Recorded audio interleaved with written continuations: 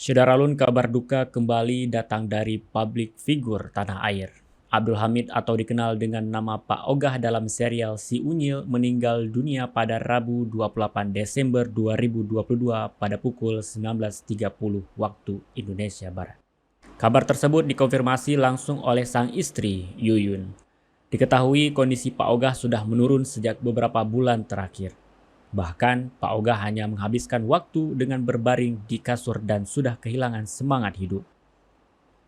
Pak Ogah beberapa waktu lalu juga kerap minta pulang, namun ia tak menjelaskan saat ditanya maksud dari perkataan tersebut. Ketika dibandingkan dengan tahun lalu, Pak Ogah lebih sering merancau, melantur, hingga menyebutkan nama saudara yang sudah meninggal. Abdul Hamid tak bisa lepas dari sosok Pak Ogah dalam serial Si Unyil. Si Unyil diketahui merupakan serial televisi produksi PPFN, mengudara sejak 5 April 1981 di TVRI. Sempat berhenti tayang, program Si Unyil sempat kembali muncul di RCTI dan Trans 7. Karakter Pak Ogah pun muncul sejak awal serial Si Unyil muncul hingga tahun 2021.